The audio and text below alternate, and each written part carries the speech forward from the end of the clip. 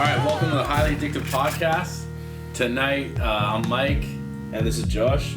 And tonight we have a special guest. We have Jonolle with us.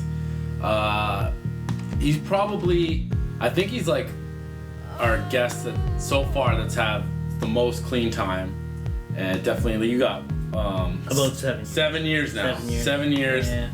And really, you know, I just want to say, like, because one thing that I find is like really exciting for me is you're out there, you're putting a lot of work in your recovery, you're sponsoring people, and every time I see you, you're always like, you know what I mean, like in a good mood. And I think that's important. Like, you go to a meeting and somebody's like got lots of years clean and they're grumpy and they're fucking, you know what I mean, they're just out of their minds. It's kind of not very attractive for people who are just coming in, you know what I mean? To see somebody who's got some joy in life and is happy and can laugh and stuff is, I think it's important, man. Especially somebody who's been like through the ringer.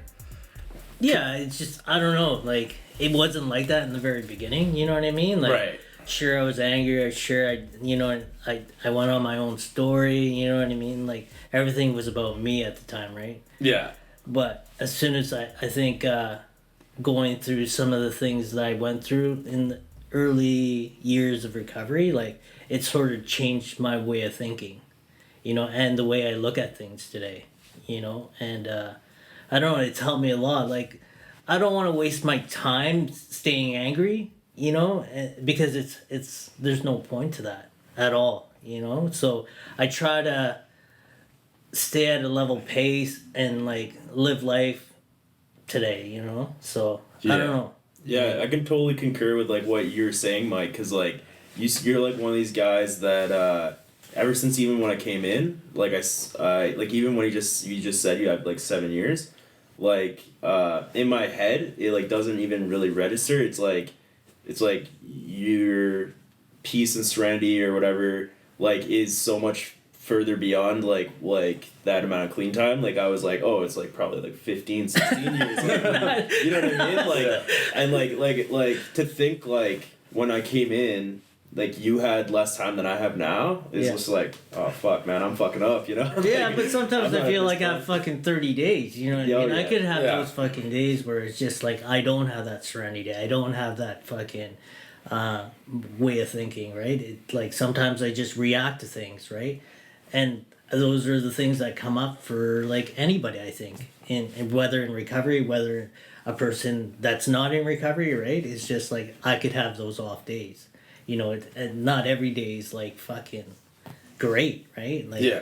But I try not to like when I'm at a meeting, because a lot for me has to do what I put out there, you know, especially with new people. Right? Mm-hmm. They see, like you're saying, like you saw the energy I was giving, right? And that's what people should put out, right? Like you don't want to see a fucking angry dude in recovery that has fucking 10 years, right?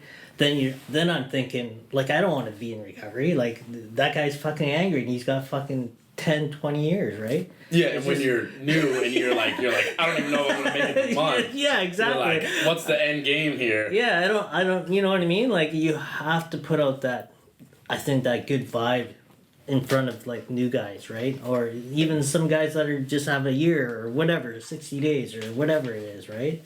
It's just, I don't know, like, I just watch the way I deal with things today, you know? Especially in a meeting. Right? Yeah, it's interesting because like for me, like I'm like always like a numbers guy, like in the sense that I like attach certain meanings to certain numbers. So like to hear like you have 7 years, it just reminded me like when I first came in and like for the first few years even like I always thought like, oh, when I get to 7 years, like that will be like the make or break point, because like I spent 7 years in addiction, so like 7 years of recovery, maybe I'll like, you know, give myself a hall pass for a year, and like I had this like whole reservation around like the 7 year mark, like I'll be recovered, I'll be a recovered addict by then, and I can dabble in all that chance, man. You know? No, you seen guys like super dry. like that has like fucking a certain amount of years, like what we were talking about before, right? Somebody decades, decades, like fucking eons, like old as Jesus or whatever, right? But they're like fucking angry. Like where's the fucking recovery in that? Like he's got 25 years clean, haven't picked up a drink or a drug, but he's angry as fuck. But a lot of people, and that's the thing, is a lot of people, push that because everybody's dying. They just push like that. The goal is just to not get loaded. Yeah. But really, it's like, well, your goal has to be to, like you said, to have some joy and watch what you put out and not react to stuff and be miserable and angry and live your life accordingly, because it goes hand. You can't have one. You can't be clean from drug use. Yeah. And being angry. It's too hard. It just doesn't work. Yeah, for me, it wouldn't work, right? Yeah. I'll end up getting loaded. Like eventually, I'll end up getting loaded because nothing's really changing the way I behave or the way I think. It's just like it's like being an addict, but without drugs.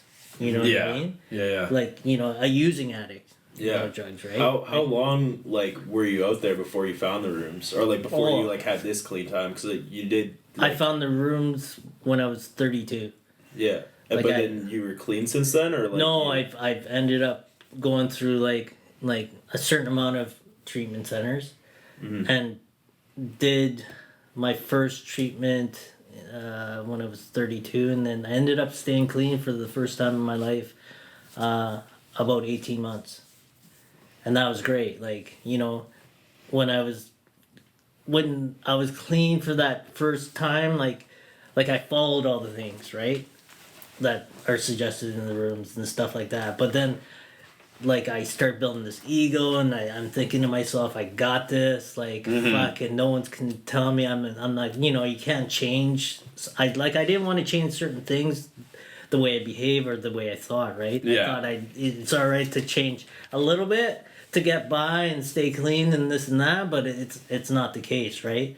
Like, I ended up getting loaded and falling flat on my face, right? So, at what point did you kind of know that you were like going towards a relapse in that 18 months? Did you know, or was it just situational thing, or it was stuff that I think I wasn't being honest about, and shady behavior. You know what I'm saying? I know exactly what you're saying. You know what I'm saying? Like shady behavior with women and stuff like that, and individuals, and you'll be I'd be telling this, and then it's not the case, right? It's just in order for me to stay clean, there has to be I have to get real. Yeah. You know what I mean? At any cost. And you're that's what I was going to say. You're a super real dude. Yeah. And one thing I was going to put out there was that, when we're in recovery and when we're in 12-step meetings and stuff,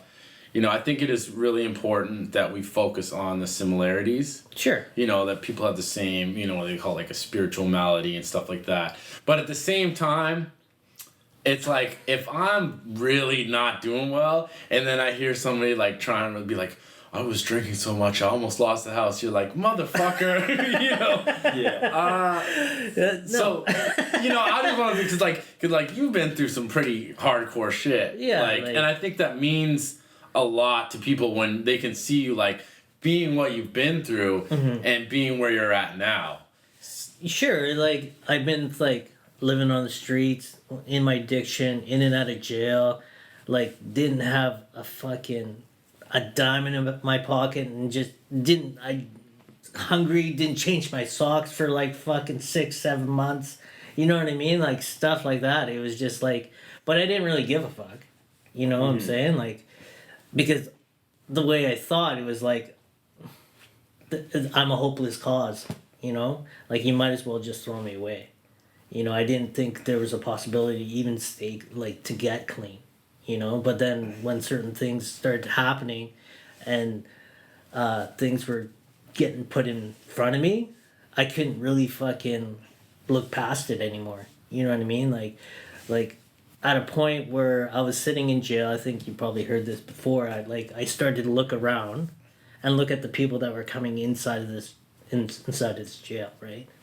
And then I was like, I asked myself, I was like, do I really want to be that person that's coming in and out of jail like every other week and having that their life, that become their life? Yeah. For me, right? And I was like, fuck that, right? For some reason, something clicked in my fucking brain, and that clarity, something just hit. And I was like, fuck, I gotta call my brother or call my mom to ask where my brother was, right?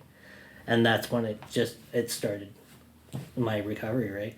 My brother had come out here, and I was like, what the fuck, right? Like I finally got his number. My mom had given it to me, and I called him for the first time, and we were talking, and then he mentioned recovery and him being clean for a certain amount of time, right? And I was like, fuck you, you're fucking lying, right?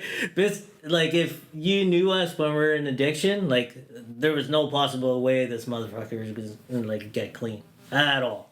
He was the same as me, right? Well, that's what I'm saying. So Yeah.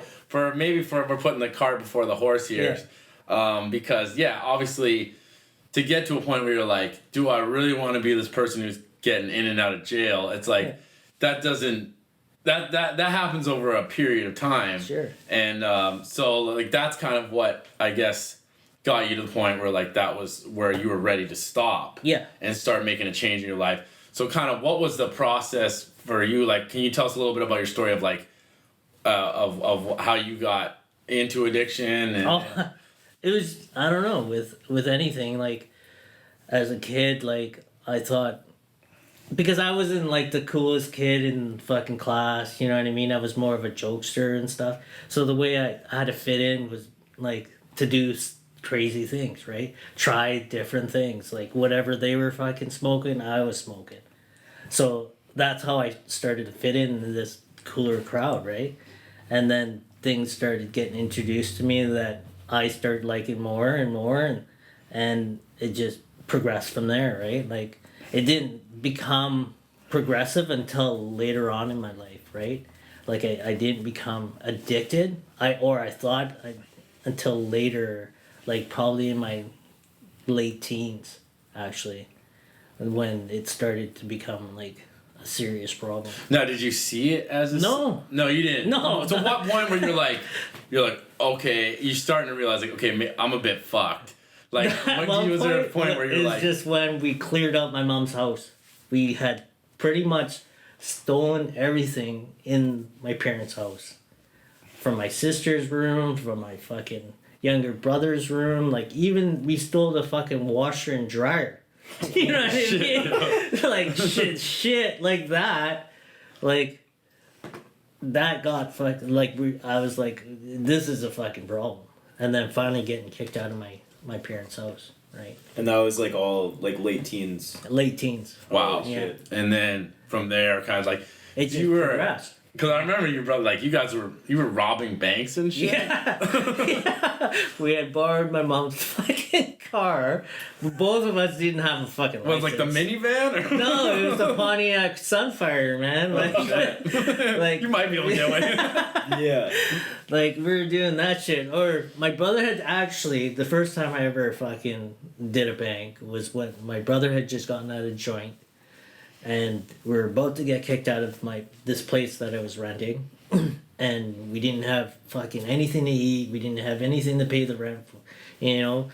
And I was like, okay, call up a cab. So we headed out to the bank, and I was like, just wait here. So I went in, did my thing, and then finished, and I started running out towards the cab, right? And then we headed out there. And the cab driver's like, what the fuck is going on? Right? Because he was like all acting weird. You're like, no, we just made a withdrawal. Yeah. It's all good. Just keep driving. But then all of a sudden, a thing came over the radio saying a certain bank had fucking been robbed. And he looked at, because it was the same bank we were just at. And he looked over at both of us, and he was like, what the fuck? You kind of put it together. Yeah, he kind of put it together, and so I looked at my brother in the back seat as he was counting the money, and I was like, "Hey, if I can break him off 500, right?" So you got a bag of money with $1 sign on it. It's like, wait a second. So my brother fucking broke him off 500, and he had dropped he just said, "Okay, yeah, no problem, man." Like, this made my day pretty much. Like, he was a young East Indian guy. Like, he must have just started the job or whatever, and like he was pretty happy. But it wasn't the greatest time of my life, right? But those are the things that I fucking did in order for me to fucking survive, pretty much, right? I mean, feed my addiction. Yeah, and this is at the point where it's kind of like it's full blown. Oh, it's full blown. It's fucking it's rocket, right? Yeah, I mean, and so you're feeding you do heroin and cocaine, right? Right. So what was and this is obviously what was the first time, were you doing down when you're a teenager, or it's not getting passed around at the smoke pit at fucking high school or something? No, there's gotta be some kind of... Yeah, I got introduced to heroin when I was probably early 20s, because that's when I started dealing at the time. Oh, okay. And then it was more of getting down from the use of cocaine. So much cocaine, I'm too fuck, I can't function.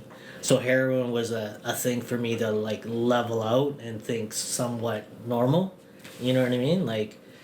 It wasn't a thought of okay, I love heroin, but it was just something just to come down from the fucking high from coke, right? That is a good point. I don't think a lot of people and I guess obviously non-addicts, there's not a point where you're I'm reading on the internet, I think maybe I'll try going living on the streets and using heroin for a bit. It's there's definitely a part. I know a lot of friends of mine that they'd be on meth or something for you're on meth for 3 to 5 days straight. Yeah. It's you need something to fucking level out and so you can come down, get some sleep. And this is how dumb I was. I didn't know I could get addicted to heroin. Really? If I did it a certain amount of time, I didn't think it'd be okay, I need it every day.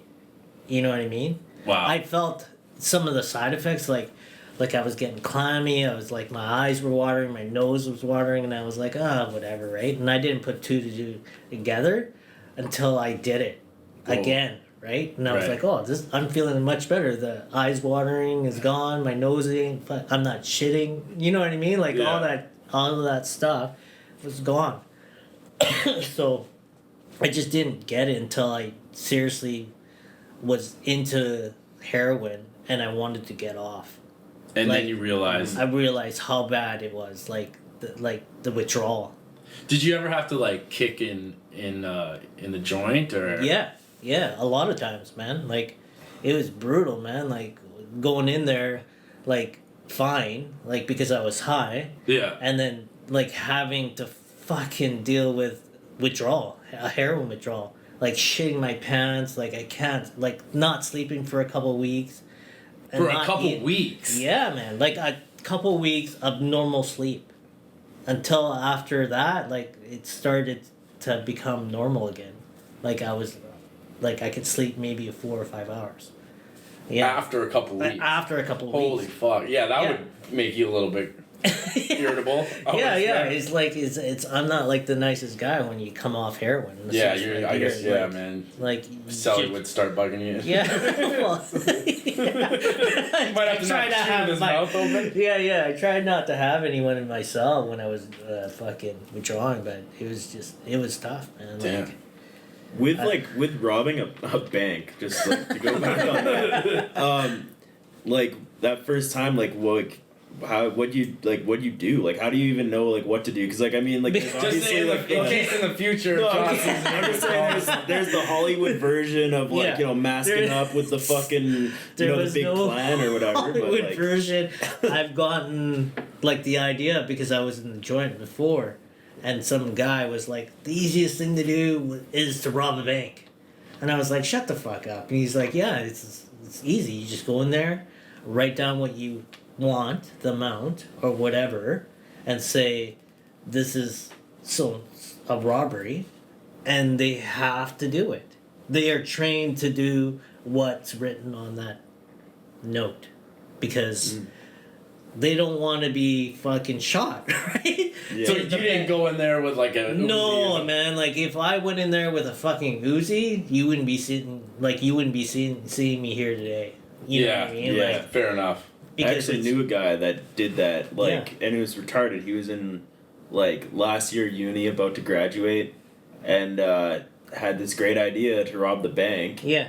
And his girlfriend actually worked there at the time, and so, it was kind of an inside job. They, made it seem like they were beating up his girlfriend in the back room to scare people, and they had, BB guns, and they thought they were gonna get $500,000, and they ended up getting $12,000. Yeah.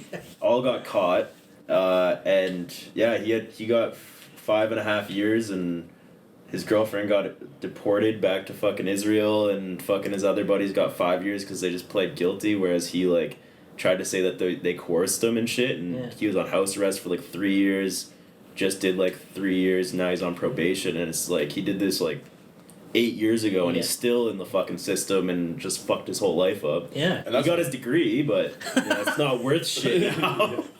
So rob a bank, go get a degree. They're not gonna let him be a nurse, I guess. No. He was a fucking. He got a business degree. Oh, okay. So now it's sweet, dude. You no bank, no one's gonna fucking hire you. Yeah, probably a bank wouldn't hire you. Yeah. Exactly, man. It's fucking rough. Yeah. So it's insane. I don't know, man. It's certain things that I did just to fucking at those times. I don't think, right? You don't think at all. No. You know what I mean? You just I went with the flow because of what I've known and what I've learned from other people.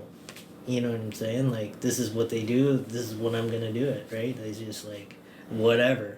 That was my motto. Whatever. Fuck it. Let's do it. Yeah. You know what I mean? Who cares what happens? It doesn't matter about consequences. Doesn't matter if I get caught. Just as long as I can get fucked and get the money and stuff like that. It just I didn't think at all. What was the worst consequence that came from that sort of behavior? In the past? Doing time, man. And a lot. Did you ever do a lot of time for something? Wasn't a slap on the wrist. No, it wasn't. No, it wasn't a slap on the wrist. But the only thing that really saved me is because I didn't have a weapon. Yeah. Yeah. And if I had mentioned something on the note or anything like that, whether I had a weapon or anything like that, I would have got more time. So on that first bank job, you guys got caught, or any job, any of those banks I did, yeah, I didn't say I had a weapon. Yeah. At all. But you got caught for all of them, or no? Just all right.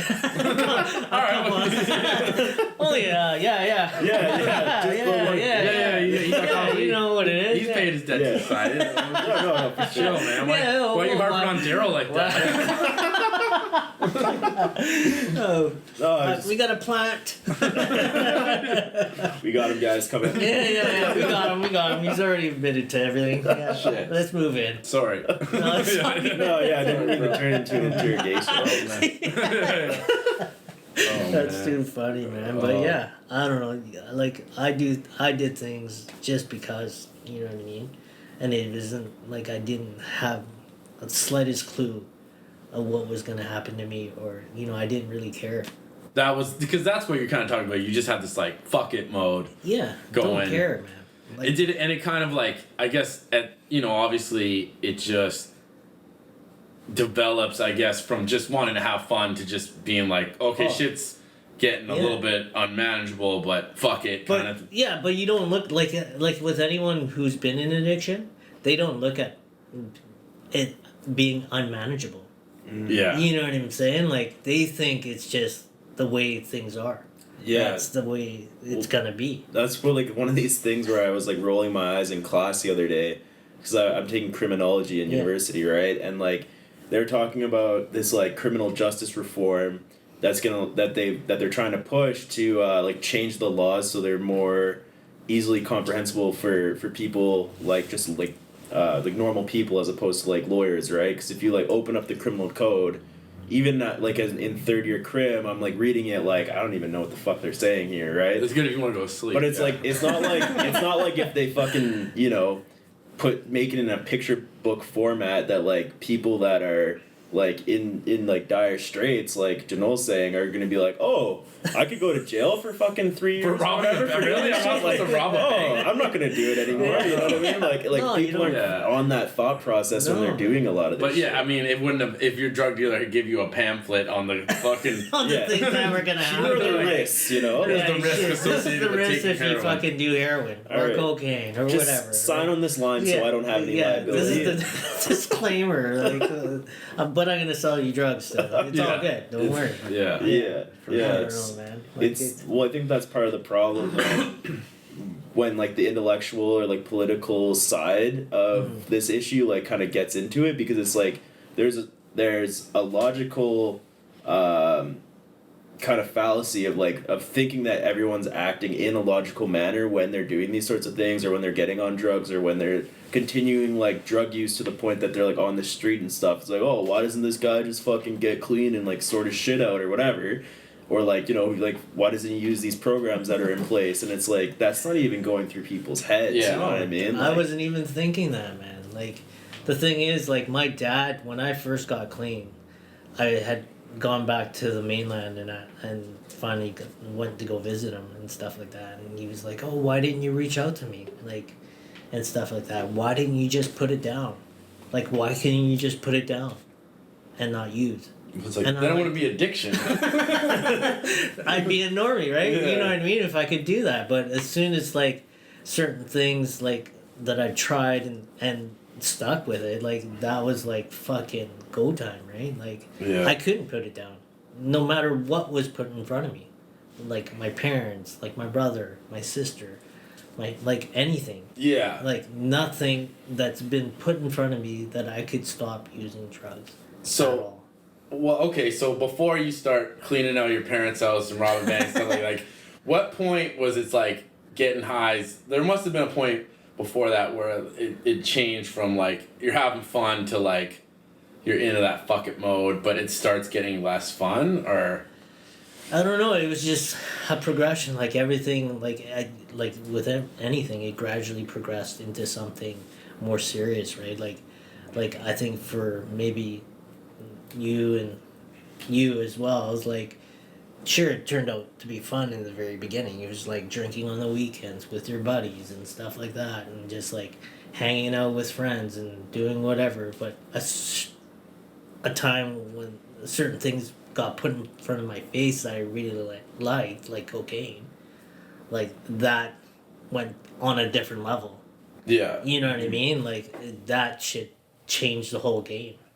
You yeah, know, I think that's why for me like cocaine like scared the fuck out of me. Yeah. It's like I didn't like it at all. Like when I did it, I was just like I don't like the feeling of this, but I just want to do more and more every time. Exactly. And like literally, I'm thinking like this fucking sucks, and then my buddy has the coke. I'm like, yo, let's go fucking to the bathroom, bro. Like let's go, you know. And You're like, up. Yeah, Fucking, yeah. I don't know, fucking 24 hours, and you're like I'm peeping through fucking windows, and underneath the door in a fucking hotel room, and thinking it was fun, right? You know what I mean? Like, what the fuck, right? But I wanted more.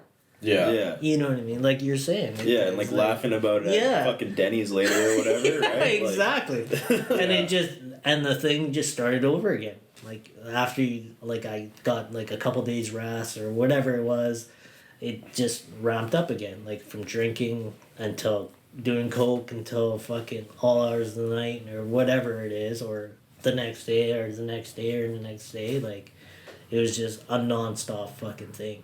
Like yeah, party, you just right? yeah, Because, like, for me, I got all fucking blinded with the people I was hanging out with. Like, I thought I was something, right? Like, certain individuals I was hanging out with, making money here and there, going in the clubs where people are waiting in line and you're just walking around by, right? You know what I mean? I felt important for some reason. you got like a rock star. Yeah, like status. shit like that, right? You know what I mean? Like, and then that whole fucking delusional way of thinking kicks in, right? Like, no one can stop me. No one, like, can tell me any different in the way I'm gonna run my life. Because you're just a rock star drug dealer. Yeah, exactly. But deep down, I'm a junkie. Yeah. You know what I mean? Like, I'm a fucking low down fucking addict, right? But I didn't think that, you know, because I didn't think I had a problem. Yeah. I think it speaks a lot to how far you've come to, like, in recovery, because as someone who doesn't have, like, as dramatic of a story, or, you know, like, not as low of a low, or whatever you want to call it, like, I know when I was coming in, I felt like, oh, like, you know, I'm not a fucking crackhead, or like, oh, I'm not, like, oh, I wasn't homeless, like, I shouldn't even be here, and I felt like some people that kind of held on to that persona that you're just talking about, like, kind of made me feel like that a little bit too, right? Of like, oh, you're just doing that, or like, oh, like, blah, blah, blah. Like, how bad really was it? Like, if you didn't get to this certain level or whatever. And yeah, like, I mean, like you were saying at the beginning, like, I never felt like that, and that just that energy that you give off, like, it's not like anything in line with, like, the persona you're describing now, right? Yeah. Or like how you were back then. Like, I didn't have to go suck dick for my addiction, right? You don't have to become lower than low to suck dick. I think it doesn't really matter what you did, or where you came from, or who you robbed, or what, you know what I mean? If it came down to a point where you're wanting help, like, it doesn't really matter, right? I think, you know what I'm saying? Like, but I thought the same way. Like, oh, you fucking only smoke weed? Like, you're a fucking addict? You know what I mean? And it's not. It's just, like, an addict, it's just the way, I think, for me, the way I dealt with certain things in life. And the go-to thing to deal with it was fucking just getting fucked up. Yeah. Just getting, like, lost in whatever I was doing, right? Yeah, whatever you're doing, and you're just finding stuff that's more and more, gets you more and more loaded, essentially. And not dealing with the fucking situation. Yeah. Right? I mean, one thing was, like, talking to, like, I was talking to Fred, and he's going to come on the podcast here. You know, him saying, like, yeah, like, I'm glad you guys didn't have to go to jail, or prostitute yourselves out. Like, it's a horrible thing. You wouldn't wish that on people. You know what I mean? What kind of person would wish that on somebody, or try and make them feel, that's so fucked up to make somebody feel less than for not getting to a low, in the same way that it's fucked up for people to say, like, oh, can you believe how pathetic those guys were that got to this bottom? Which is, again, it kind of ties into, like, the frustrations, I guess, when you deal with normal people in society once you're in recovery. Like you said, where people are just kind of like, why can't they just go to why can't they just go to this resource center, or why can't they just read the criminal code and figure out that this stuff's not right to do, kind of thing. Because they haven't been there. They haven't gone through, like, what I've gone through, what you've gone through, what you've gone through, right? It's just like that experience, that fucking, those feelings that came up for me, and just all that, like, they don't know. Yeah. They don't have a clue of what, like, how to deal with it. You know what I mean? Like it's hard for me to explain to someone who's not an addict what an addict is. You know what I mean? They start thinking, okay, they see stuff on the movies and what they've seen and what they've heard and blah blah blah, but they haven't been through what I've been through and what I had to go through to just get to the point of where I am in my life today. You know what I mean? Like, they will never ever fucking know at all. Well, and I think the main thing for me to, like, get over that, like, being scared of being judged of, like, my story or whatever, was, like, realizing that, like, the experience is more than just, oh, like, you robbed a bank or whatever, and this, that, whatever. It's, like, it's the feelings associated with it, and the level of just, like, desperation, and the level of just despair that your life gets to. Like, that it doesn't matter what your fucking story was. Like, you can get to that. Like, I remember I said this as a joke at a meeting one time. This guy shared about his bottom being going to 7-Eleven, like, hungover, buying a sandwich, and fucking eating the sandwich and realizing it was like a week overdue and just like crying and being like, what the fuck has my life come to, right? Like I'm just like drunk eating this fucking shitty sandwich on the curb. And I said, I was like, that's the best bottom I've ever fucking heard. I wish I could, if the first time I ate a shitty sandwich at 7-Eleven, I'd fucking been like, I need to sort my shit out, right? And everyone laughed and like I felt like I kind of embarrassed them, but I was like, for real, like, you know, like for me to get all the way to the point where I was like, doctors are telling me, my parents are telling me, like fucking, like my girlfriend left me, my dog's gone, like I'm living a fucking country song. And, like for me to be like, oh, maybe I should turn my life around. Like, I wish it was just a fucking shitty hoagie, right? Like, that got me in here, right? Man, I wish I had that hoagie. Yeah. You know? I missed that one. I really needed that hoagie at the time. Yeah. Like, fuck. I don't know, man. Yeah, I see what you're saying. And that's what comes down to it. I mean, so I'm realizing when I was talking about in the beginning where somebody, like, they drank and they almost lost the house. It's the pain in somebody's heart and the inability to deal with life. Yeah. And deal with problems in your life and the feelings associated with that. And certain things that had to happen to me along the way, right? When I was younger and stuff like that. From like being sexually abused, from like being physically abused from my dad, and like mentally abused by him, like, and not having a way out or a way to even deal with that at my age, right? So I was already lost at that point in my life, right? When I was starting out, right? So when like people were giving me attention and it wasn't like positive attention, it was negative attention, like I loved it. Yeah. You know what I mean? Yeah, like, you just want to fit in. You just fit in, right? Feel like, a sense of belonging and feel some kind of... yeah. So it's just, I don't know.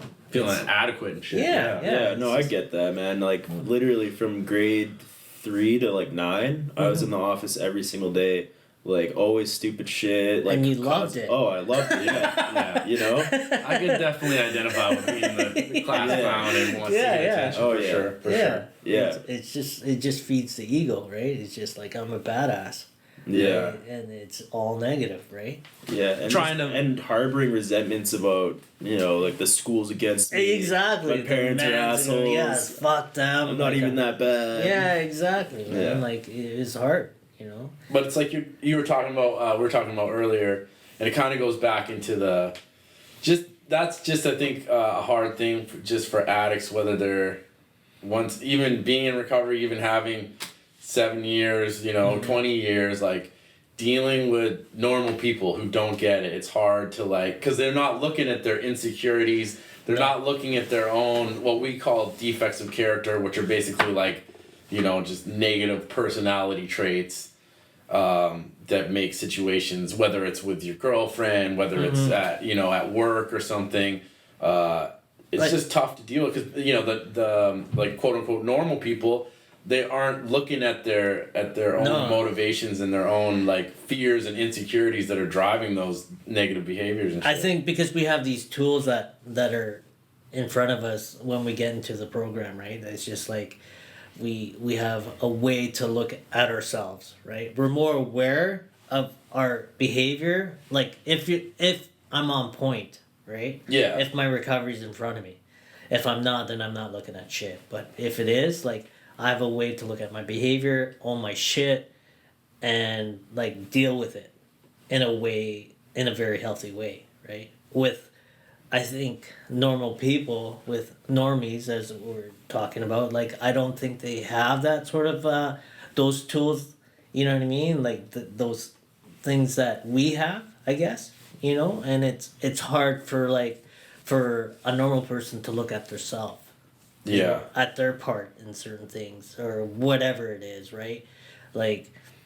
Relationships especially, when fighting or dealing with a situation and trying to find a solution towards that problem, and it just keeps on going back and just in a circle because one individual or myself can not look at that whoever's fault it is, right? Or just doesn't want to fucking find a way out of that. Yeah, at the same time, it's for a lot of normal people, it's they can, it's normal people, they can hold on to resentment. Like Josh was talking about, somebody you have back home, like, bringing up something he was angry about you did when you were 16 or something. It's like, normal people hold on to resentment for fucking 20 years because the resentment won't build up until the point where they're gonna go shoot dope and die, or they're gonna fucking get in a fight and go to jail or something. Yeah. You know what I mean? But we're not just talking just normal people. Like for sure, like when like my experience, they'll fucking bring up shit like fucking from like 3, 4, 10 years ago. Yeah. You know what I mean?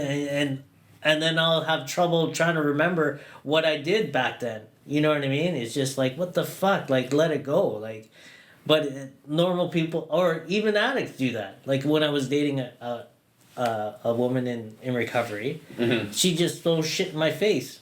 You know what I mean? Every fucking day. And it's just like, what the fuck? Just let it go, man. Like, I think in order for us to, like, actually deal with it, you have to be on that point. Like, well, and I think part of it is like a like societal issue of like think about it, like when, like, it's so much easier to be like, oh, I'm grateful that I'm not sick, or I'm grateful I'm not homeless, than to be like, I'm grateful that I have my health, like I'm grateful that I have like a home and shelter, and like we kind of frame a lot of our own self-worth just as like people in the Western world as like comparing to other people, or comparing to like other people's situations, whether it's like they have a better situation than us or like a quote-unquote worse situation than us. Mm-hmm. Like, we kind of want to rank ourselves as like where we stand in society so much that like it becomes like part of our like internal monologue. And I think coming into the rooms and doing recovery, like you kind of start changing that framework into like comparing against like your previous self, as opposed to like comparing against like, oh, this guy that has this amount of time has a fucking Mustang, and like I should have a fucking Mustang. Oh, I'm a fucking loser, right? Like, to be like, I was like fucking, walking 5 kilometers for dope before, and like now I have a bus pass. Yeah, you know what I mean, like it's like being grateful I'm going to school, right? Like it's like being grateful for the things that you don't have that you don't want. Yeah, for sure. But I mean, I think that's what you're talking about as far as being on point. That seems to be coming up a lot, because it's like you said, when you're dating this woman who's in recovery, she's what you're talking about, picking and choosing what stuff you're going to work on, what stuff you're going to take accountability for, and when it suits you. But it's like, no. I mean, you're not going to... The recovery you have is a result of working it, being on point in all areas to the best of your ability. Exactly. I've said before, like sometimes I don't have that, ability to be on point sometimes, right? Sometimes I have that bad day or whatever it is, but in order for me to actually like change anything, like, or willing to change anything, I have to own my part and look at my behavior in certain things that come up, right? Like, I don't know, like if I'm not looking at that or willing to change anything, or not willing to change anything, then nothing, like I'm gonna have a shitty life. I might as well just fucking pick up. And so that's kind of, I guess that brings us into kind of what the next part that we want to talk about, which is stagnation. Whether it's in your life, whether it's in your job, in a relationship that's not working, whether it's in we were talking about just meetings can get stagnant sometimes. The same people are fucking sharing. They're sharing the same generic fucking shit that's not moving. And, if you're, like you said, I found it for myself, like, I haven't been doing the work, I'm not looking at changing the stuff that I need to change, I'm not, my willingness to work on stuff hasn't been there, and then I go to a meeting and hear somebody go, oh, I'm just so fucking grateful to be here, like, shut the fuck up. You're like, bitch, shut the fuck up. Yeah. But I see your point, right? Everything, like, starts becoming a resentment, and then that's when I think, my addict behavior, or my like thoughts come in a lot stronger when I start to close off, and like because I think I need to hear a certain message sometimes, right? And if the same person that's fucking sharing the same fucking old message, like I get it when a new person comes in, like certain things have to be said for that time, right? But if that person's just sharing the same shit over and over and over again, like, what am I really learning?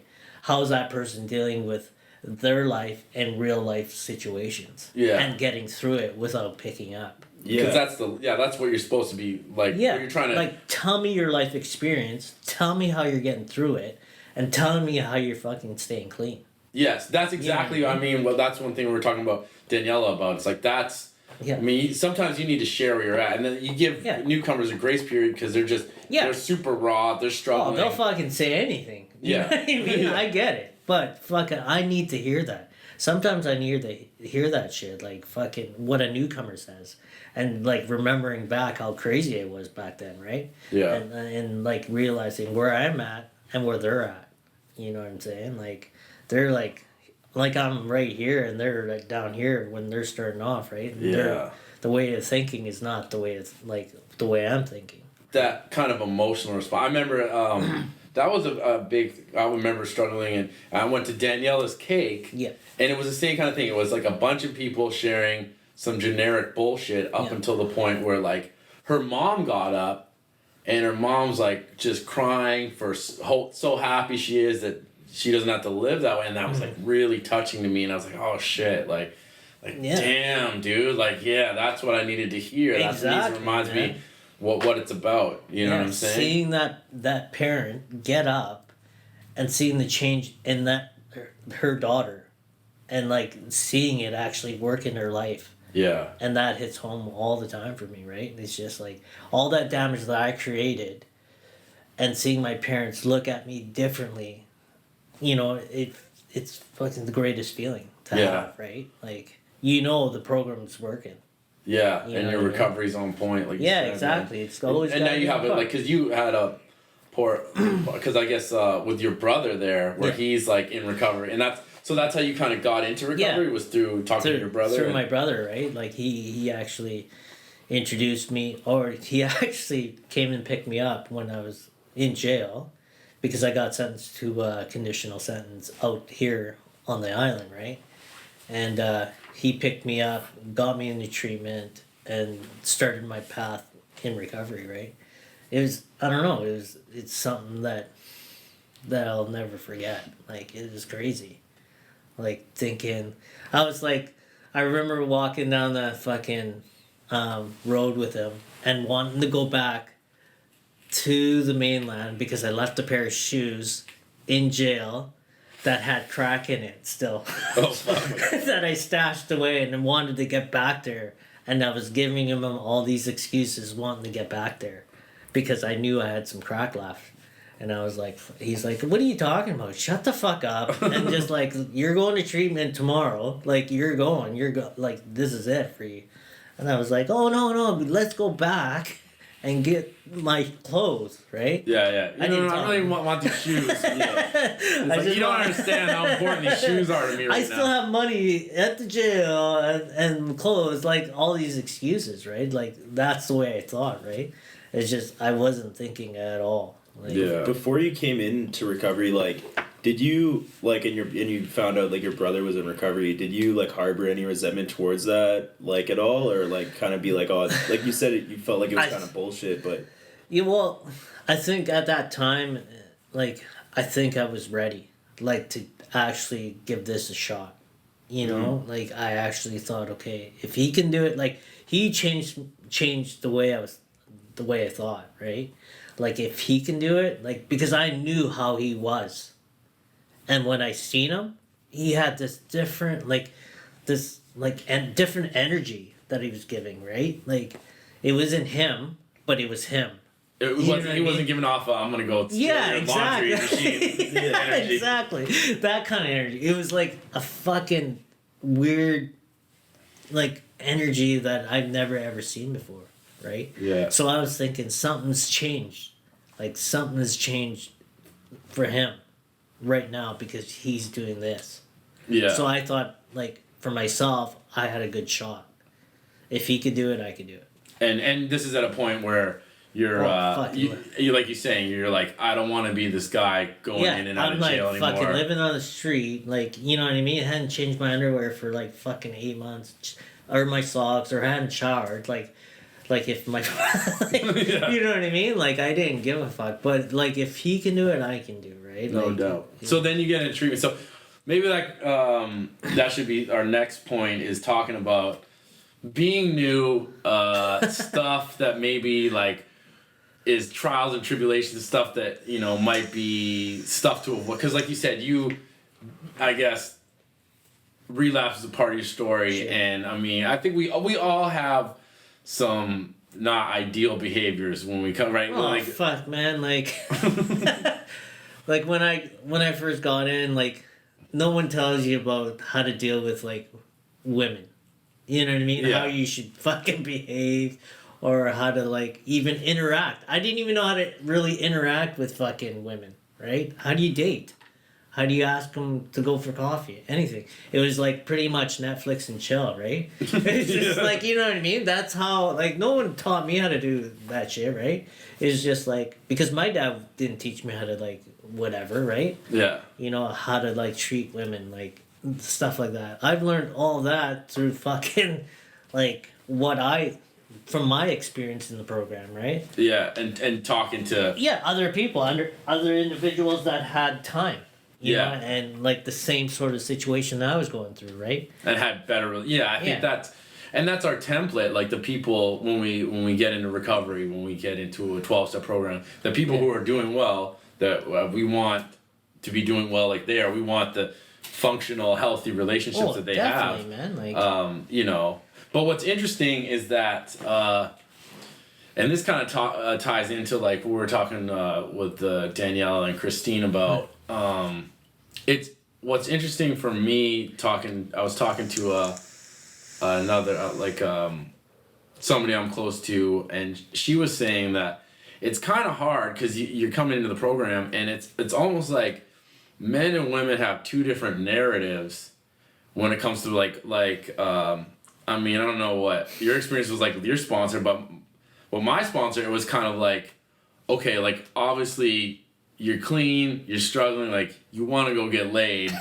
Just don't fuck up anybody else's recovery. Yeah. But if you tell them up front, like, hey, I just want to, you know, get laid. I just want, you know, you're upfront about it.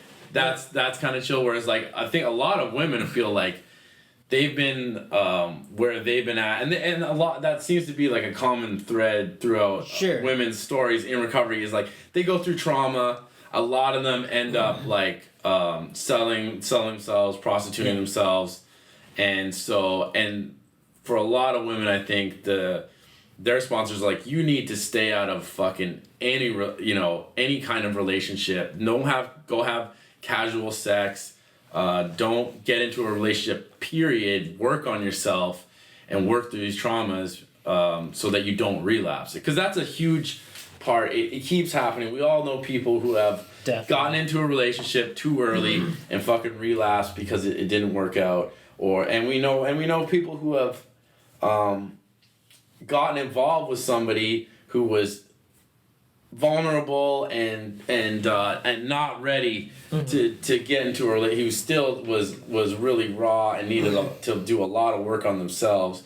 And through doing this, I've kind of had a lot more respect for, like, man, when somebody's like hurting and vulnerable and they need to work on themselves, like, leave them the fuck alone. I get it. You know what I mean? Like, whereas I wasn't maybe, and I guess kind of being in a recovery, I was like, I got 30 days, like, you can't tell me shit, you know? But it's hard to tell someone new when you're fucking hadn't been laid, feeling good, looking good, to say you can't date anyone.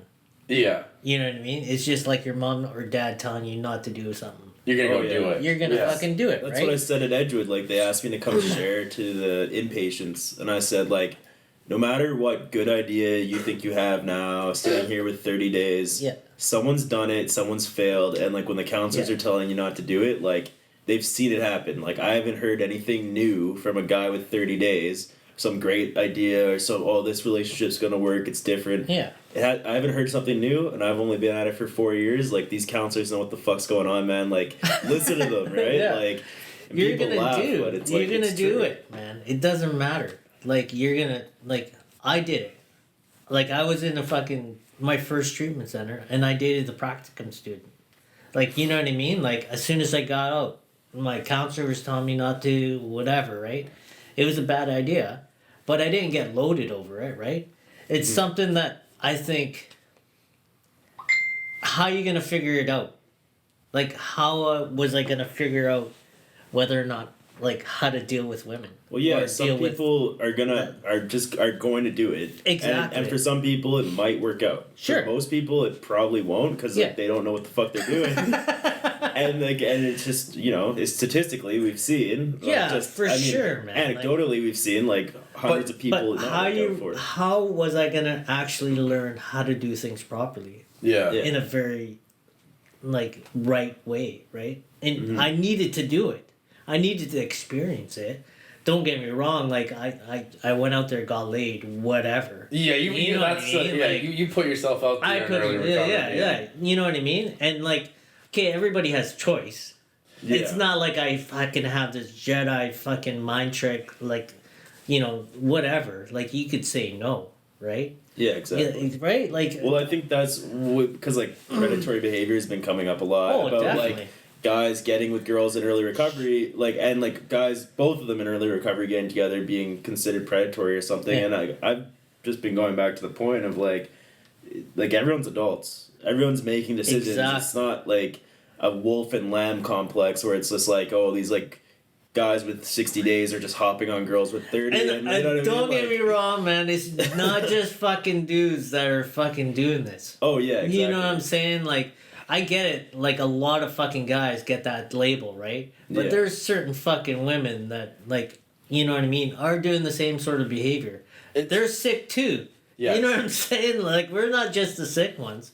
They're sick as well, right? Like, no, I definitely. You know what I mean? Like, that. I just don't want to have us just talk about men's behaviors. Oh, women's behaviors as well, right? Like, they got the same fucking deal. They got the same sort of problem. Like it's interesting though. It's like there seems to be like a double standard around that. Sure, like I think because like fucking rights there is, like, man. You know what I mean? You tell, a woman tells her female sponsor like, oh, I slept with this guy with 10 years. She's gonna be pissed. She's gonna be pissed at the guy with 10 years. It's like, dude, if I told my sponsor like I tagged a chick with 25 years, like, we're gonna high five. Yeah, exactly, man. Like, there's nothing wrong with that. Like, but as soon as, like, some guy fucking does it, like, I'm not condoning his behavior or whoever's behavior of being a predator in the rooms or whatever, right? Mm-hmm. Like, that's wrong, right? Like, give that person a fucking shot. Like, don't sleep with them because they have fucking a day. Yeah, like, but you know what I mean? At the same time, whether you have 1 day or 25 days, there has to be an element of accountability. Sure. Like, you know what I mean? There's definitely, like, you're accountable for your own recovery. You're accountable for your choices. You're whether it's relating to using drugs or making bad choices sexually or making bad choices with work. Like, we were talking about, it's hard with the work situation, right? You're dealing with, like, that goes back to dealing with normies, and you're dealing with people. It's like, you can't just quit every job because somebody speaks to you in a demeaning fashion and stuff. And you gotta just roll with it, right? You have to, like, I have to find a healthy way to deal with that situation. Because you're accountable for your bills. Exactly. You know what I mean? Like, you know what I mean? Like, fuck. I was in a job where I fucking was working for many, many years, and I hated it. Yeah. At first, I didn't, you know what I mean? I was glad I was working. I was learning a skill that's, like, pretty fucking handy, right? Yeah. And it was just like, but that's not what I really wanted to do.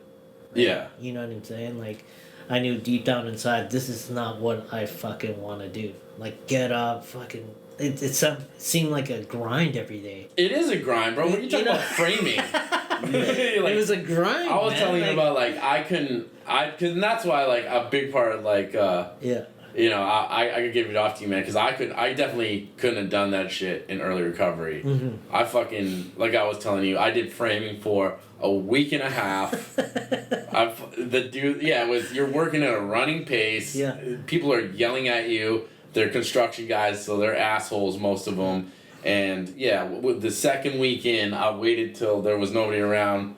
jumped through the framing over the garage and pretended that I rolled my ankle, and that was it. Frame career. I just told him, nah, my career's over. I'm gonna go.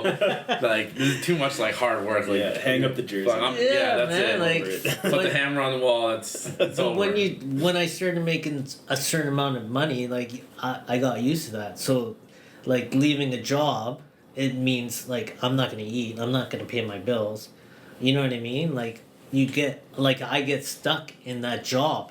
Right? Mm-hmm. That same fucking grind, right? Because there's comfortability. Yeah, and I was talking exactly. about there's a fear of failure, and there's that seems to be what motivates us. And it's not just addicts either. There's fear. People don't realize. I guess maybe normal people, quote unquote, don't realize how much fear motivates us as human beings in our choices, and we're not even conscious of it a lot of the time. Exactly. And a lot of the times it prevents us, that fear of failure, that fear of belonging, whatever it is. Yeah, to do something else. That what I really, really wanted to do, right? It was just like, I felt like I was stuck. It seemed like I was in addiction.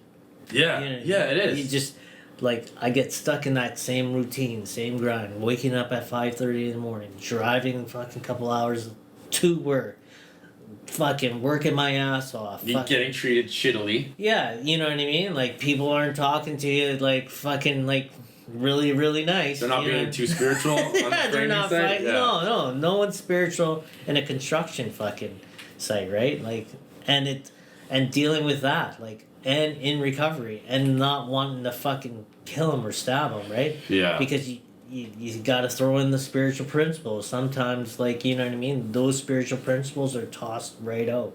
Yeah, and that's kind of what we were talking about, like, ideology versus convention. It's like, you know, when you're in that situation, I think what we were talking about earlier, it's like, you don't want to throw your hammer at the first guy who calls you an idiot or something. Exactly. But at the same time, and this was my experience too, it's like, and I've done both. I've snapshot at work. That was a common theme in my early recovery. Yeah. Was throwing stuff and getting angry. But at the same time, you can only repress it so much. Then you're waking up in the middle of the night with a resentment and shit, and that's making your life miserable. So we're talking about, I think what you were saying was is you gotta set boundaries. You gotta set boundaries. You gotta, like, make sure you have a voice. You know what I mean? Because a lot of the times back then, like, I didn't have a voice. I just kept quiet. Like, I didn't want to be even heard. Like, you know what I mean? Like, because I thought I was worthless. I didn't have anything worth to say. Yeah. You know what I mean? But as soon as I, like we've talked about, I've said it lots of times in this, being on point, like, fuck, man, that voice gets louder and louder, especially when you want things to change. Yes. Or, you know what I mean? Like, in order for me to change, I have to do it.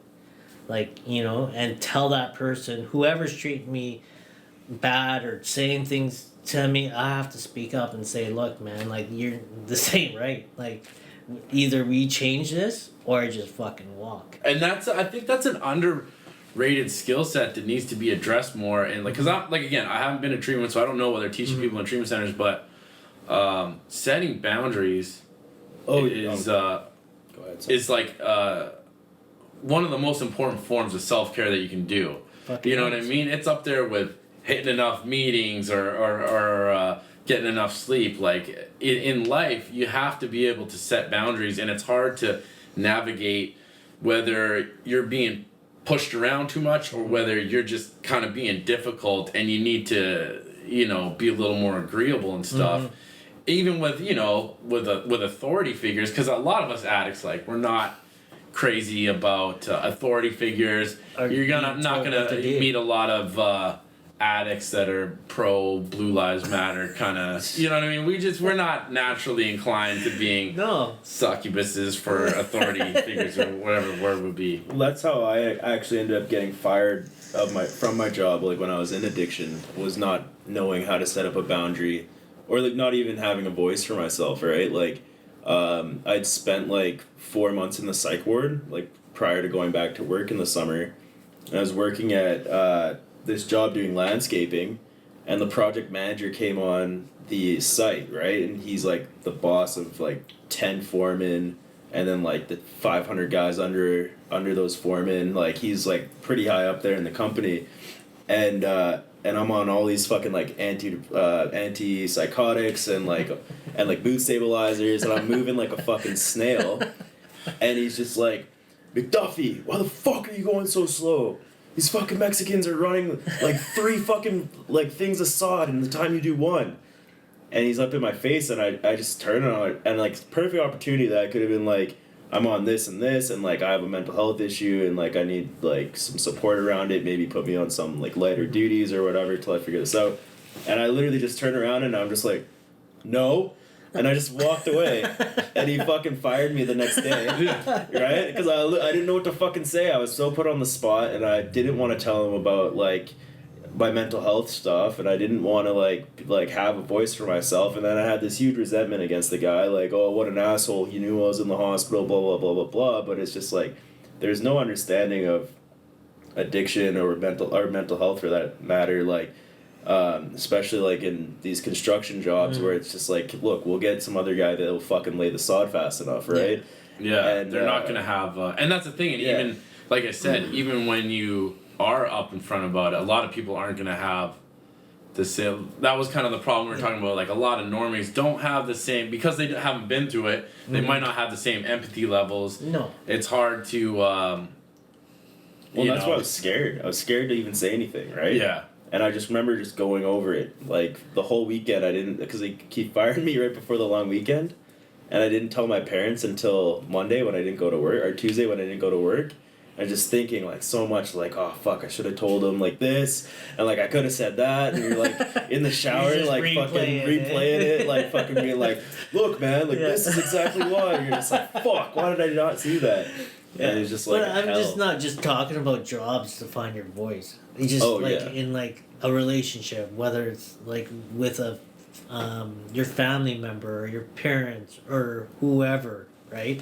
It's just finding that voice finally to make things change in your fucking life. Like I didn't find it until like fucking eons later, right? Like it takes a lot of fucking work to actually find your voice and actually being having the willingness or the courage, I should say, to fucking speak up and decide whether it's like, I'm gonna set a boundary. If you're not gonna meet it, I'm out. Then and that out. I think maybe you can, because I had that, and I'm sure other people have this problem where it's like I dated, I was in early recovery, but I dated a quote unquote normal chick. And it was like.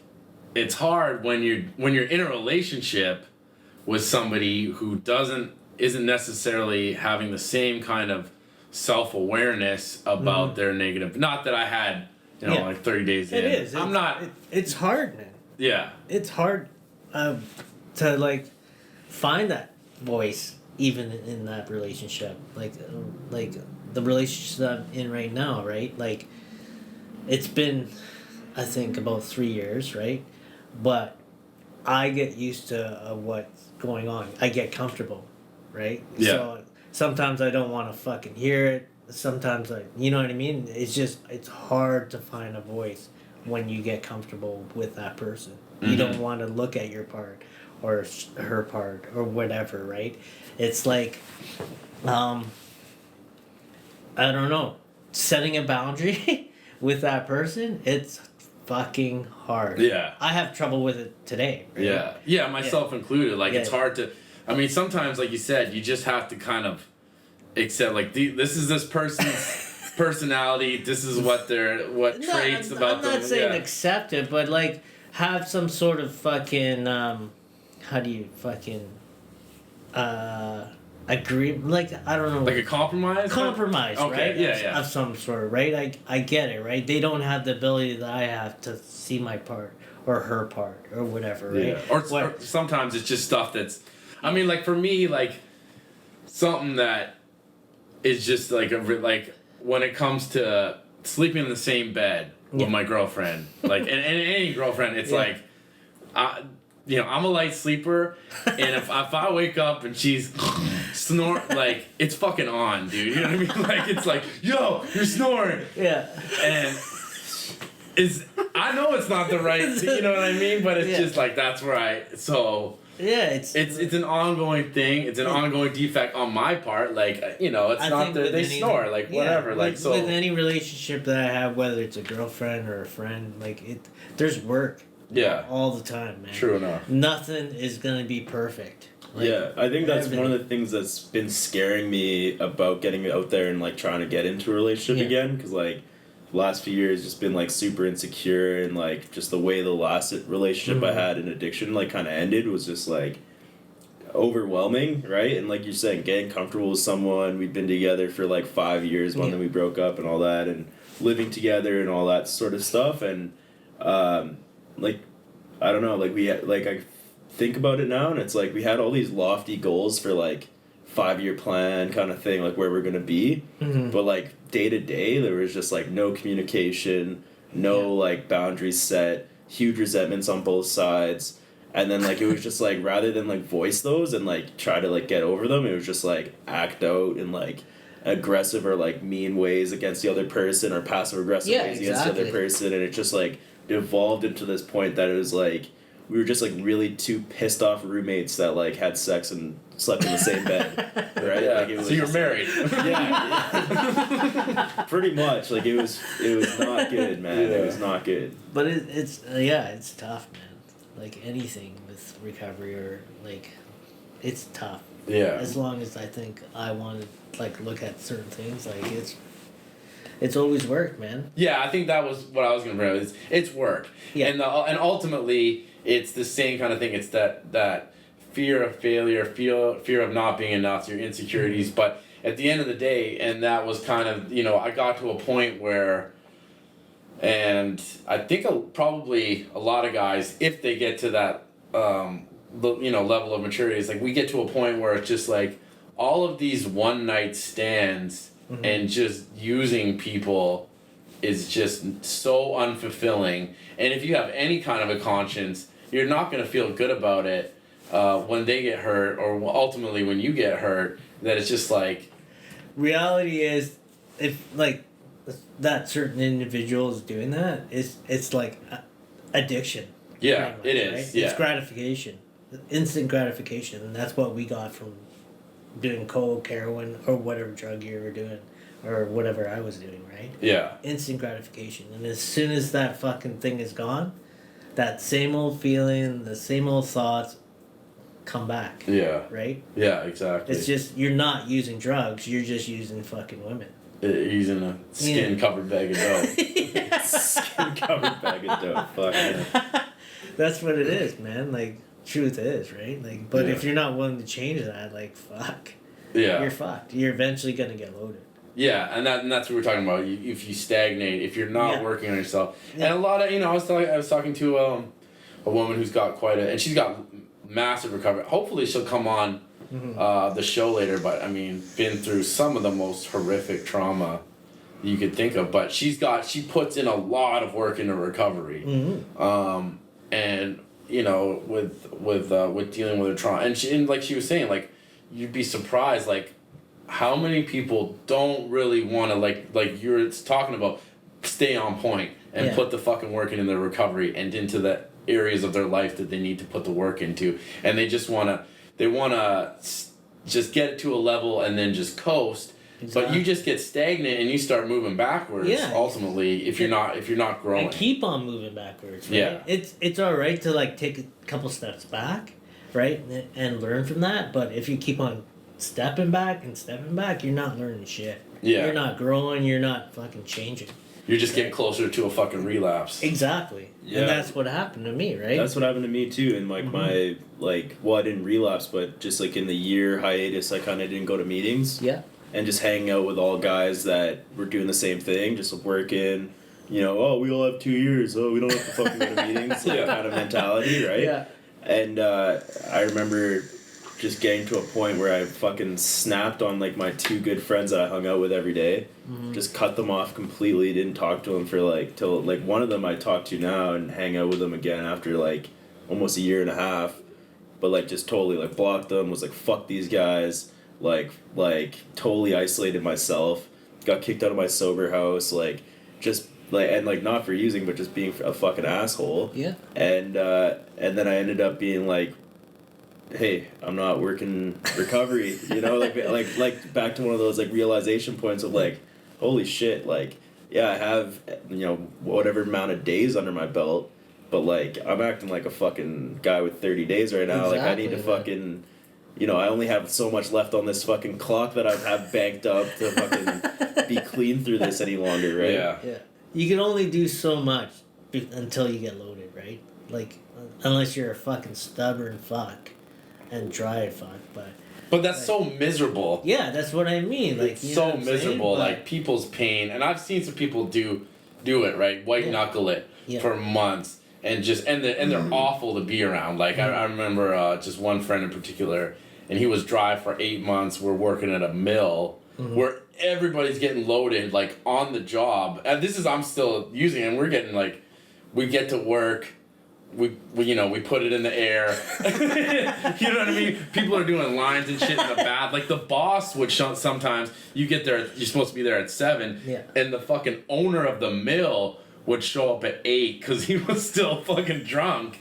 And it was like, and my buddy's the only guy there who's clean and sober, but he's just doing it on his own willpower, and he's so fucking, and irate, just running around, and like, yeah, man, it was only a matter of time before he was fucking back to using. Well, and I think that's why I was lucky, because like I am a stubborn fuck, right? Yeah. You know, and like because I see a lot of people that, you know, that do that and then end up going out, and then it's like, oh, you know, the same old like story of like, oh, I got 3 years, and then I stopped going to meetings, and then, you know, one thing led to another, and I went out. It's always the same, right? story. It's always the same, right? Always the same, man. Like, people just stop doing whatever they need to do in their recovery, and eventually they just fucking pick up. Or it's like you said, it's the opposite of like when you're telling Josh you have 7 years and he's like, wow, you seem like you have a lot more. Yeah. You're talking to a guy who has 20 years, he's taking a 20-year cake, and you're like, you have 20 years, man? Like, you're fucking,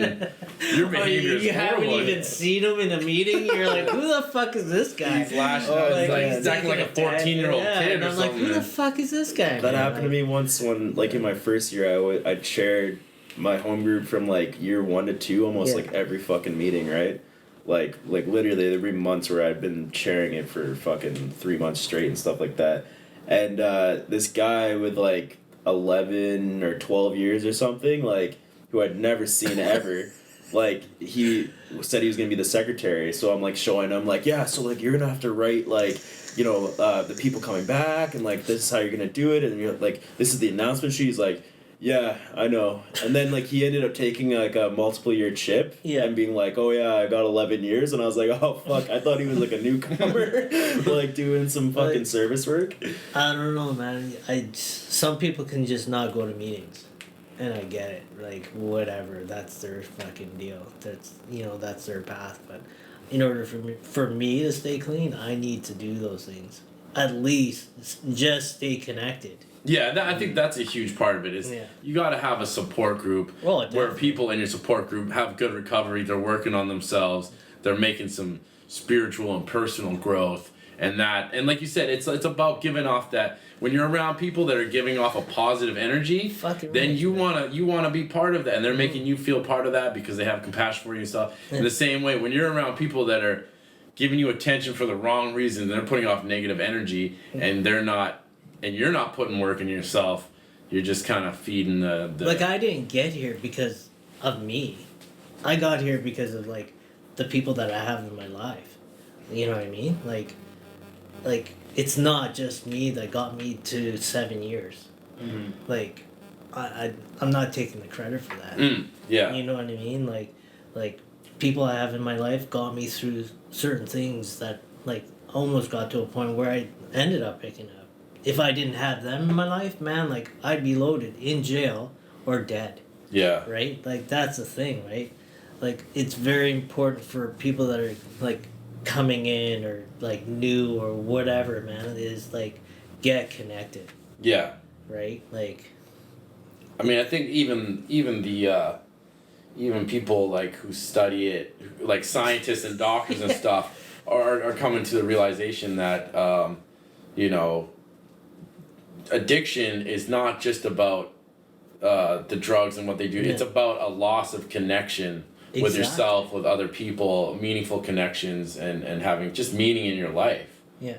You know? Yeah, I think for me, like, the most important thing, like you were saying, when I go to meetings now, is just, like, that reminder that I get from, like, a newcomer. Yeah. Not just, like, the message from the guy with 20 years or whatever of, like, how he did it or like, how good his life is or whatever, but just, like, seeing that guy who has, like, 12 hours, like, rambling, like, and people are, like, fucking getting mad that he's there, like, that is, like, what really gives me that reminder of, like, holy shit, like, I was like that at some point, you know what I mean? Like, I've held people hostage at meetings, like, I've held people hostage outside in the fucking smoke pit, and, like, I've done all this sort of shit, and, like, I'm not that far away from being there, like, when I haven't gone to a meeting in 6 months, right? Yeah, man. You know? That goes to the we were talking about hostage takers. And people rambling about horses and eating pussy and stuff, and cats or whatever. Yeah, and it's just it's sometimes it's hard, but it's just like, okay, like, shut it down. Like, I get it, like, they're hurting in the very start of their share or whatever. Sure, it's fucking great. I get what they're going through, but when it gets to a point where it's like rambling, just like, hit that 10-minute mark and you're like, I can't. You gotta shut this guy down. You gotta take him down. Like, shoot a tranquilizer at him or something. Shoot a blowgun. You know what I mean? Like, whatever, right? It's just, I think, my opinion, it's sort of hurtful in a meeting. You know it what is, I mean? Like, yeah. Because people will start getting the wrong sort of idea. Like, for me, like what I seen, right? Like, new guys or new women that coming in, right? It's just like, they're like, what the fuck is going on here? Like, this is the true what they say about fucking meetings. They're fucking fucked up. They're crazy. Circus. You know, it's the fucking circus. What kind of message am I getting here? And like, that's the point where you start saying, okay, I'm gonna skip Tuesday night and go to an AA meeting. It gets to that point. Yeah, I mean, you gotta go to when Jonolle's in an AA meeting. Like, it's just like fellowship has some work. So, there's something going on, right? Yeah. But it's just tough, and that's when people start building resentments. Yeah. Oh yeah. You know? I know about it. You know what I'm saying? Like, fuck. I hear man. you. Like, that's like, you gotta shut that down. Like, I don't know, man. Yeah, it's a tough one, man. Like, you know, letting people be where they're at and trying to have some tolerance for them, but also like you said, like, people get something from, like we were talking about, hearing somebody talk about what they're going through, but also how they're getting through it, and giving some kind of hope, man. Because if you're just complaining the whole time, then if there's no solution in their fucking share, then what's the point, right? You gotta give me some sort of solution. Like, tell me how you got through it. Tell me, like, the feelings that you gone through, like, or the hope that you have for getting through it. Exactly, man. Or otherwise, just fucking shut her down. Yeah. You know what I mean? Like, well, I think, like, and it comes back to, like, what you're saying, where people get into this state of, like, sharing the same thing every time or whatever. Like, it's like trying to cater to the crowd. You know what I mean? Like, for me, I kind of came to the realization I was kind of getting a little bit like that, and I saw, like, that I don't like when people are doing that either. Because you don't get a gold star at the end of it. Yeah. What the fuck is the point? And you don't get a sticker. And so I kind of changed up the way I do it of, like, if I'd rather than have, like, 45 people in a meeting all being like, yeah, or, like, whatever, just to, like, my generic shit. If I'm sharing something and, like, one guy after a meeting comes up and is like, yo, man, I need to hear that, and, like, thank you so much for saying that, because, like, you know, I never hear that sort of shit here. Like, that means way more to me than just, like, right on, bro, or, like, whatever, you know, like, and just, like, the crowd pleasing, like, element of, like, those shares sometimes. Yeah, for sure. And I don't want to, like, knock the people that hostage take, like, you know what I mean? Maybe they do have, like, you know, have something to say and stuff like that, and share it. Like, don't get me wrong. If you need to share. No, for sure. I mean, you know what I mean? Like, absolutely. I'm not saying fucking what, like, I'm not knocking those people who fucking, like, take the meeting hostage, right? Yeah.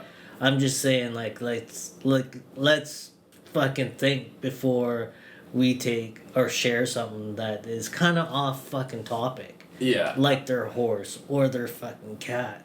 Yeah. Or whatever. Yeah. You know what I mean? Or like, it's some crazy shit's been shared in a meeting that shouldn't be fucking shared. Yeah. You know what I'm saying? Oh, like, I hear you, man. I'm definitely. And there's, like you said, man, it comes back to like, you want to give people some tolerance. You want to give them, especially if they're new and they don't have a sense of it. Yeah. You want to give them a grace period. It's just like when people are struggling. Sometimes they just want to know that they're supported and cared for. But at the same time, everybody has accountability. Yeah. And at the end of the day, we don't start to have growth until we take accountability and start to put the fucking work into ourselves, into changing our behaviors and changing our situation. Mm-hmm. You know.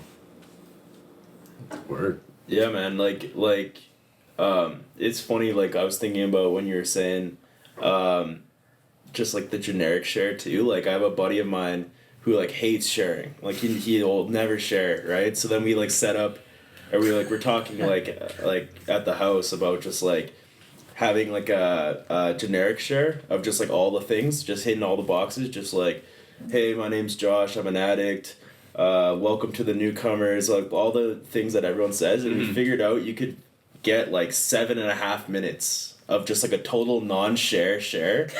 And so we're like, bro, we just need to write this down, you memorize it, and then people will be like waiting for you to end, you know, and then you'll be able to share, right? And never get asked to share again. Yeah, exactly, right? And like you can literally have like a total non-share, like share just with like the generic shit. I think a lot of people, like an addict, think they have nothing to say or whatever they're going to say is worthless. But I think for an addict, the most powerful thing that they have is their story. Yeah. You know what I mean? Like, their experience. Like, that's the most powerful thing that an addict has. Mm-hmm. Well, that's what got me out of my, like, oh, I'm not enough of an addict to be here kind of thing. Because I remember this newcomer guy came in. He was the craziest fucking guy. Totally took hostage the whole meeting. And, like, the total asshole to me. And I tried to, like, reach out to him. And then I saw him at a coffee shop, like, a week later. We talked to each other for a little bit and found out that the meeting we were going to was canceled. Yeah. So we sat there, and he just was, like asked me, like, what's your story? And, like, up until then, I had, like, I think I had 18 months. Yeah. I had never really told anyone. Because, like, I didn't want to feel, like, judged, right? Because, like, my drug of choice is weed, right? And it took me to certain places that got to the point that I needed to come to recovery. And I told him my whole story. I basically told him for, like, an hour straight. And I'm, like, looking at this guy who I know has done, like, way worse shit and, like, had way worse experiences in my head. And he just looks at me and I just didn't stop talking for an hour straight. And he just said, that's the craziest fucking story I ever heard. And I was just like, whoa. Like, I thought he was just going to be like, oh, you fucking pussy or whatever, right? Yeah. And he was like, holy fuck.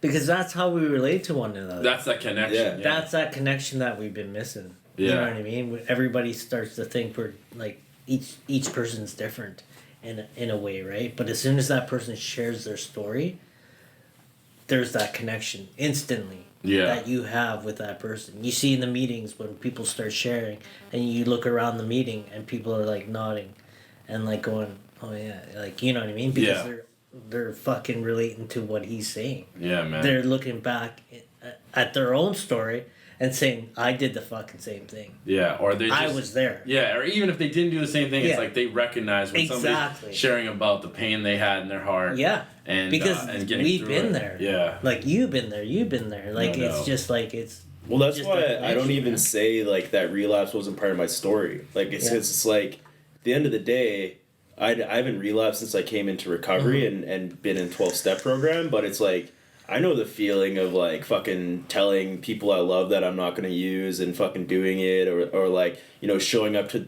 like, the job on, like, your last strike, like, when you're getting your shit together, quote unquote, and you're, like, fucked up again. Yeah. Like, I know all these feelings. I don't have a AA or NA sanctioned relapse, but I've definitely fucking, like, know all of that, like, experience. Right. It brings you down to that level. Yeah. Just fuck it. Yeah. Yeah, just, you know what I mean? Like, everybody's the same. Yeah. You know, we're no different. you know, and that I think that's pretty cool when that person shares. Like even with 30 days or fucking 20 years or whatever, how many whatever, right? You know what I mean? It's just like that instant connection that we have all the time, right? So, yeah, man. So yeah, like thanks so much for coming out, man.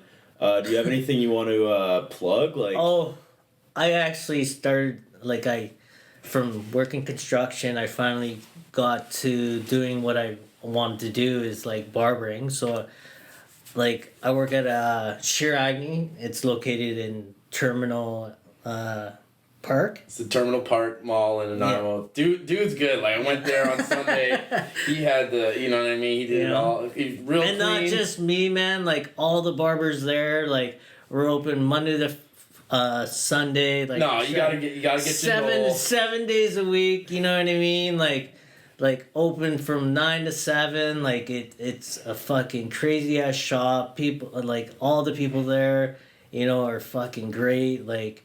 Come check it out. Like, I'm there. Yeah, come get your hair cut by man. He does it right. He got the straight razor and everything. I'll fade you up, man. You could. Weird. I wish I had known before I fucking fucked my do up today. Like I was trying to shave my beard and I fucked up and then I just everything's gone. Man, now, Jonolle would have done you right, dude. He would have fucking. I mean, Christine and I both could, because she goes there too, man. That's Yeah, definitely, man. A lot of people from recovery come in and get a sick fade, you know what I mean? Like, and you could also follow me at @bluecollar_barber on Instagram and stuff like that. But yeah, definitely this podcast has been pretty. Yeah, man, it's good. Like, and go see Jonolle. Yeah, he's on point. Catch a whole different type of fade from Jonolle today. Yeah, man. Well, yeah, thanks so much for coming out, man. Yeah, dude, thanks for coming on the podcast, man. No, thanks for the invite, man. I enjoy it. Word. I'm just going to plug our Instagram and stuff, too. So we finally got the Facebook page set up. So it's just the Highly Addictive Podcast on Facebook. You can find us on Instagram at Highly Addictive Podcast, as well as if you have any questions or... business inquiries. We're still looking for that AdSense, you know. So like if you're a business that wants to, you know, get represented by a few addicts out here, or if you just want to come on as a guest like Jonolle or any of our previous guests, you can email us. We need to get a vape sponsor. Oh, then we start breaking in. Yeah. Like if Cimatec's fucking listening, hook your boy up. Yeah, hook us up. You know, you guys don't have any discounts on the Jewel, but like, you know, if you can, man, kick us back a few dollars, right?